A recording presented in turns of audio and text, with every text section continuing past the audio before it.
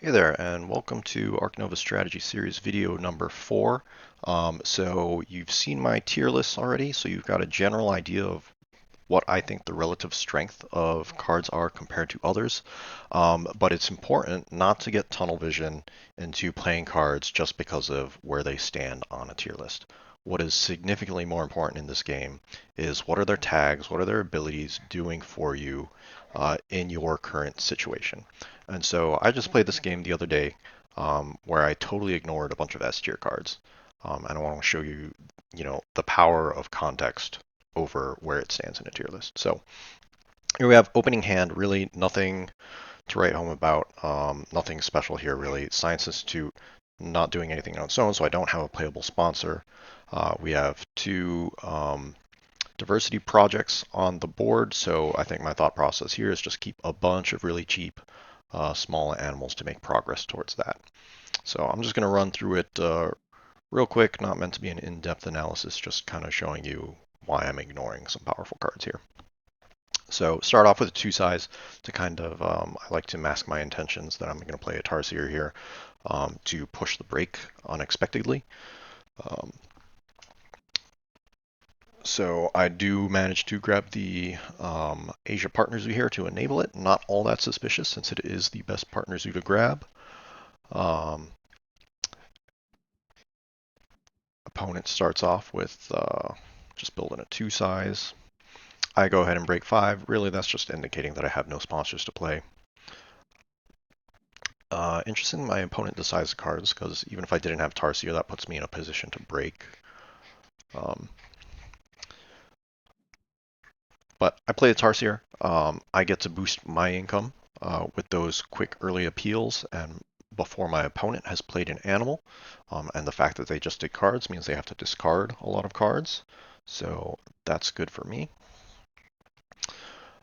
Also, building the 2 size helps me cover that reputation spot, so I don't have to worry about covering it later. So I've already made a good chunk of progress up the reputation track when not having played universities. Then my opponent here goes and plays Penguin Pool over a marketing bonus to also play Bagoon Rock, which is pretty scary. Now they're going to be getting bonus value for every bird and monkey tag that they play. In addition, that they've just made a lot of progress towards the diversity projects without spending a whole lot of money. They go ahead and grab hand size. I go ahead and grab Europe. It's going to make these cheap animals even cheaper to help me afford to put a lot of tags down. Also upgrade build, because to play a lot of small animals you need to build a lot of enclosures, multiple enclosures, and so I need build to do that. But then I draw from deck and pick up a cheetah, so I change my plans a little bit here.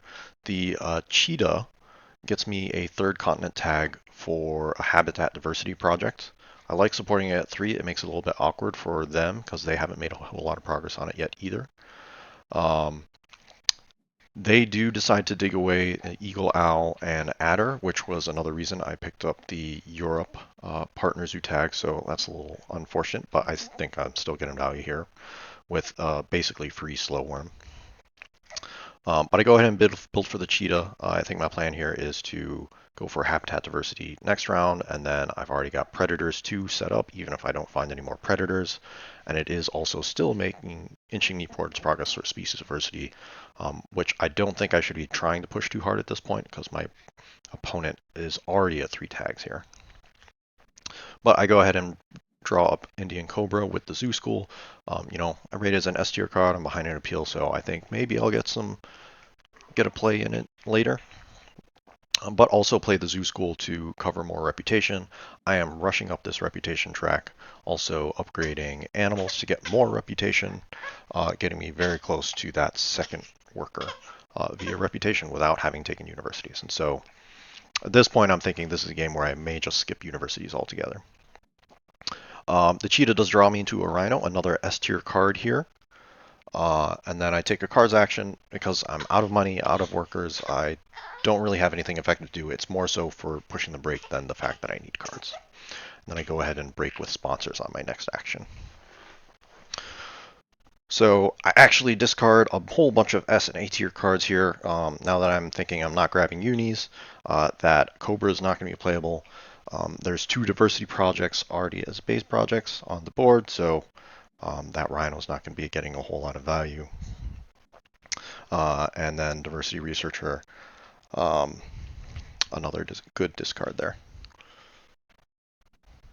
Explorer shows up on the board.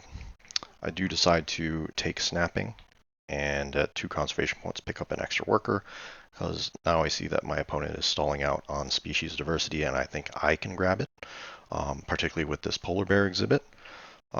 So taking that worker, and then when I play animals, I'll get a third worker, be able to do a second project in this round.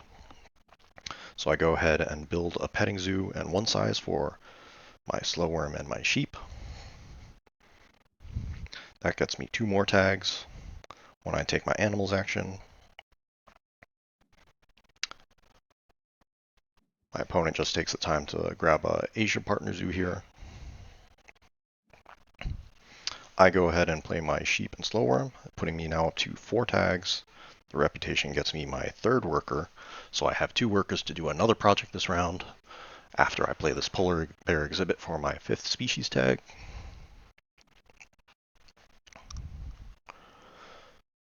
My opponent goes ahead and plays Araya, getting some penguin pool value, but also still not making progress towards diversity projects. I play my polar bear exhibit, finish up my map bonus, and that really helps my income. Draw up a shoot bill. Not that I think I can play it, but just denial from my opponent, as they could get more penguin pool value out of that. Then I go ahead and do the species diversity project before my opponent can break. Pick up some nice bonuses here, 3 X tokens, which helps me speed up the game. Grab a 3 size, not a great place to put it, but I'm thinking I'm looking good for a map fill game here, especially with taking the 2 size reward. Not quite ready to take the pouching reward because I don't have enough cards in hand to pouch. I am planning to pouch the shoe bill with the wallaby. And still ignoring the S tier best sponsor in the game card here, because I decided to go the route of 2 CP worker, not grabbing universities. I'm going to be stuck on 2 upgrades for the rest of the game, I think is my game plan here. I do manage to pick up a wolf, which is great. With already 3 predator tags in play, going to get great packing value, very close to 5 predators, and then Stoat shows up for my 5th predator tag. So now I've got that line to the 5 predators project.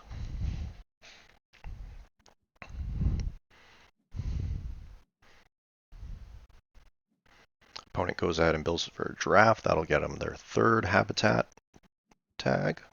I go ahead and build for my wolf and stoat. I build that 4 size inland just in case I need something that requires water adjacency later. Go ahead and play Water Playground first. No rush to play animals here just yet. I'm going to go ahead and do animals at 5 and associate 5. And it's better to have sponsors higher up in case I need to play more sponsors or I want to break.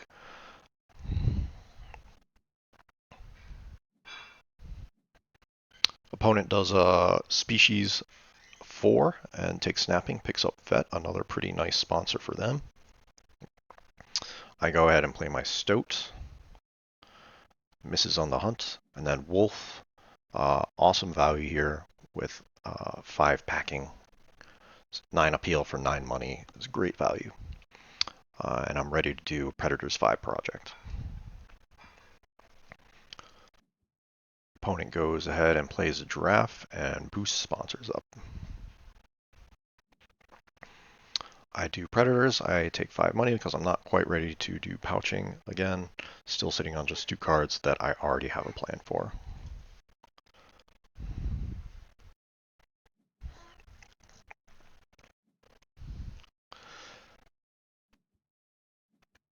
All right, then we do cards to figure out what's our next move. Pelican and Europe release are pretty nice pickups. Europe release especially with the wolf.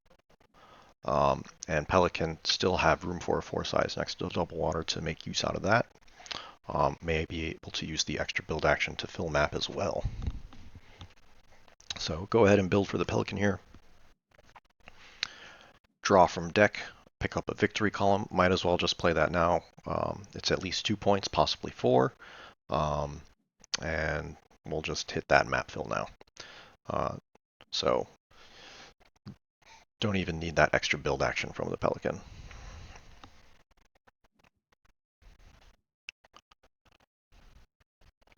He goes ahead and builds and picks up an ostrich.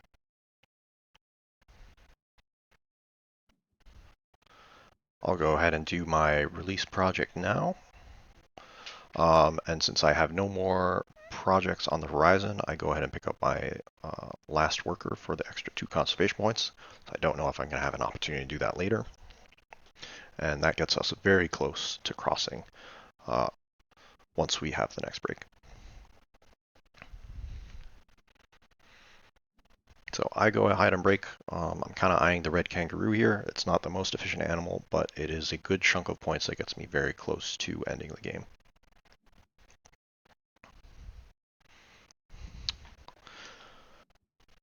But then aquatic shows up, which is great for us. It's another project to do, and it really gets a lot of value out of those 2 water tags I get from the Pelican, getting an extra 2 conservation points out of that project if I play the Pelican before I play that project.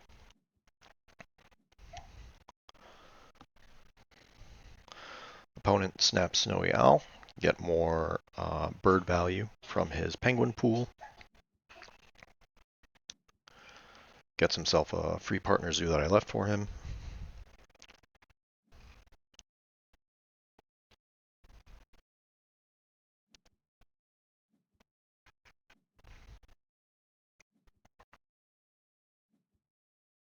More cards from Perception. And then plays a vulture as well. Now the penguin pool's really stacking. Scavenging to find more cards, moving up the reputation track even more. Picks up brown spider monkey, which will get him some baboon rock value because he does have 4 size. But there's not a whole lot of time left in this game because now I'm gonna punch 11 points with the kangaroo. Pouch that petting zoo I've been holding on to for a long time, playing the Pelican, so that double water tag gets the aquatic give enough points to end the game in 1 more move. Whereas my opponent plays Veterinarian, which mid-game would be a nice boost, but at this point in the game, it's just getting you that 3-point end game since he has universities, which is not a fantastic move when there's only a couple moves left in the game. So I go ahead and do aquatic. Last reward doesn't matter. I don't have any cards to pouch. So, but we do cross more than 60 points ahead of our opponent, which is usually no way they're going to make that up. So they go ahead and play ostrich and langur, get more baboon rock and penguin pool value, but it is just not enough. So there you have it. A pretty decisive victory, and I really played some pretty mediocre cards throughout the game. A bunch of small animals that I think I'd rated just B tier. El Pelican I rated A plus, but mainly because you get a free action out of it, which I didn't even use, so it wasn't that great. Except for the fact that it contributed to a project. Tarsier was solid as an opener. Zoo Skill and Polar Bear Exhibit definitely solid sponsors, but nothing I called S tier. I totally ignored the Explorer. I ignored our Rhino. I ignored Cobra, just because they didn't fit into the game plan I had going at the time. And playing the Kangaroo and the Cheetah, D tier, S tier cards, but they contributed to what I was trying to accomplish at the time. And so, 27 turn game without any S tier cards, that's the important of playing to the situation you're in, not just where things stand on the tier list. So there you go.